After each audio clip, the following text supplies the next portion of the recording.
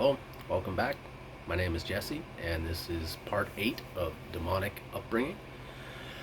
I'm going to talk now about my second encounter with the drug ecstasy and my roommate. So we go to a party, a club, and we take the drug, and we're just waiting for it to kick in. And I mean, it varies, but my experience is like 40 minutes. So I think we're about the 35-minute mark, 30-minute mark. My roommate comes to me and says, "Hey man, we gotta go." And I was like, "What are you talking about?" He goes, "I got kicked out. The bouncers are kicking me out." I was like, "Dude, I'm waiting to trip. I'm like, what's going on?" And he goes, "Okay, you're gonna stay here?" And I was like, "Yeah, I'm gonna stay here." And he goes, "Okay, well, I'll see you back at home." And he left. So there I am, tripping on E, and I'm alone. So vibe was pretty good. Bar scene up top, lower level, down a flight, the stairs was the dance floor and stuff. So I got down there, danced for a little bit, and then was feeling it, but not quite feeling it. Still feel out of place. Still don't feel like I belong. Like, yeah. So I go upstairs, and I'm just feeling lonely. You know, I want to talk to people. So I see two dudes sitting at the end of a table, and I go and I pull up a chair and I sit down with them. "Hey guys, what's going on?" And they look at me with pursed lips, and they just look at me, and they both go, "We're not good people." And I was like, "Oh, okay, well, I am. So hope you guys have a great night." And they're just like, "Yeah, get lost."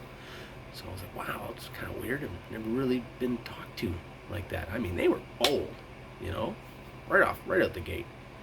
So I was like, "Wow." Went downstairs, danced a little bit, still wasn't feeling it. Went and sat.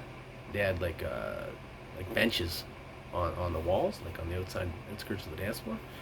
So I went and I sat there, and I got the feeling of like those movies where you see them at like proms, and you've got all the cool kids are dancing, and all the ones that nobody picks are like sitting on the outside of the gymnasium or whatnot. That's me, and I'm just sitting there. I'm going, man, I feel like such a loser. Like, what the heck? And I was like, no, I'm not. I'm not like that. I'm going to get up there and I'm going to dance and strut my stuff. So I get up there and I start dancing some more. And I'm dancing next to this really attractive lady.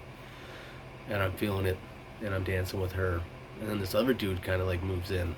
And I'm, okay, that's cool. You know, dancing with all of them. And then he leans in and he goes, "My girlfriend's pretty hot, isn't she?" And I was like, yeah, she totally is. But, ouch, you know. So I left that.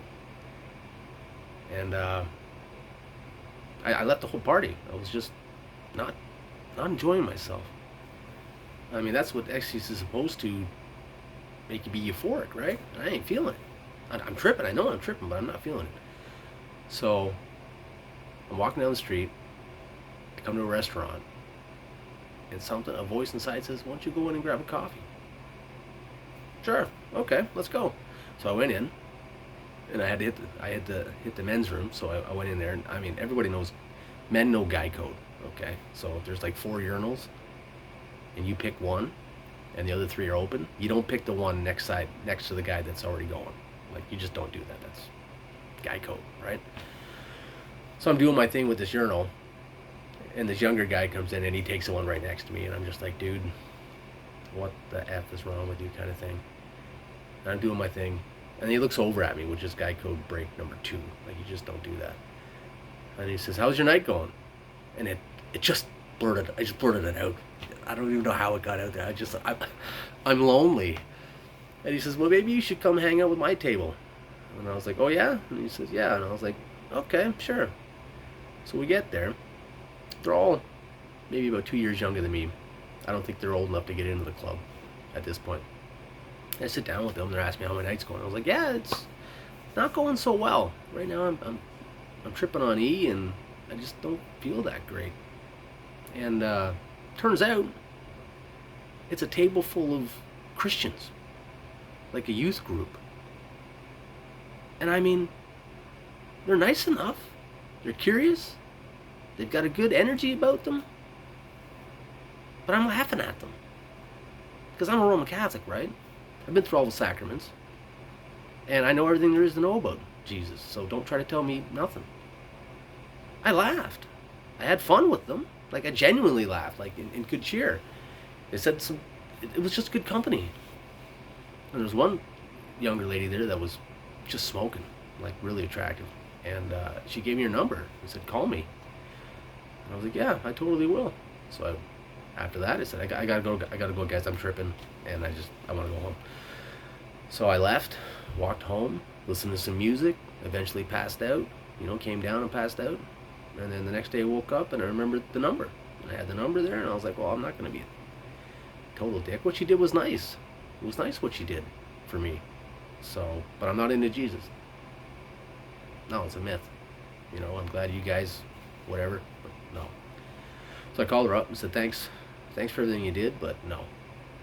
And yeah, that was that. Next person that came that the Lord sent, I needed to get a uniform replacement for the security position. So I jumped on some public transit, got to some place. I don't even remember how I got there anymore. And I get there, and I don't think I had enough money to get back. I don't recall. But there was another guy there, about my age, who was also getting another uniform, and we just got chatting. And I said, "I don't know how long I'm going to get home," kind of thing. He goes, "Well, I'll give you a ride." And I was like, "You will?" And he's like, "Yeah." So I said, "Perfect." So he gives me a ride. Just small talking the whole way there, and it was maybe about 3 blocks away from where I lived. And he starts talking about God. He starts talking about his church. He starts talking about Jesus and how I should go. And I'm like, "Thanks, bud. I appreciate the ride.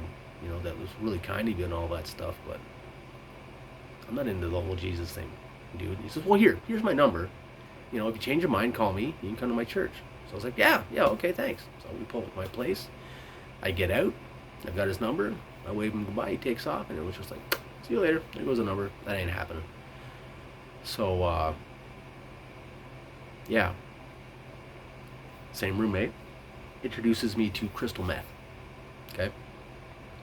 Thankfully, I didn't get anything off of it. Nothing. Praise be to the Lord, because I heard that stuff's pretty nasty. I've never tried it since. I was just like, no, tried it once, not happening. So, the real bonus to this roommate situation was that it was originally my apartment. So I had control. It was my place. And he kept saying that he wanted to spend less rent. Like he paid half. He got the whole living room. I got my own bedroom, kind of thing. And I said, "Okay, well, if you can find a place that's cheaper for both of us, then I'll move." I didn't think he'd find a place that was cheaper, but he did. And I stuck to my word. And we ended up moving into a place that was like 6 of us all together.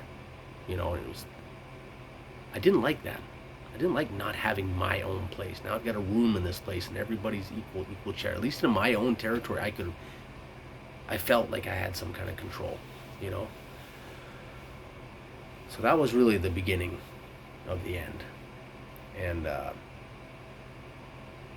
got into mushrooms, hallucinogenics. And that was my first major demonic encounter. And I'll talk about that next time. For what? Part 9? Once again, thank you all for listening to me ramble on and tell this story I know as my life. So, be blessed in Jesus' holy name. I hope you're learning something from this. And until next time.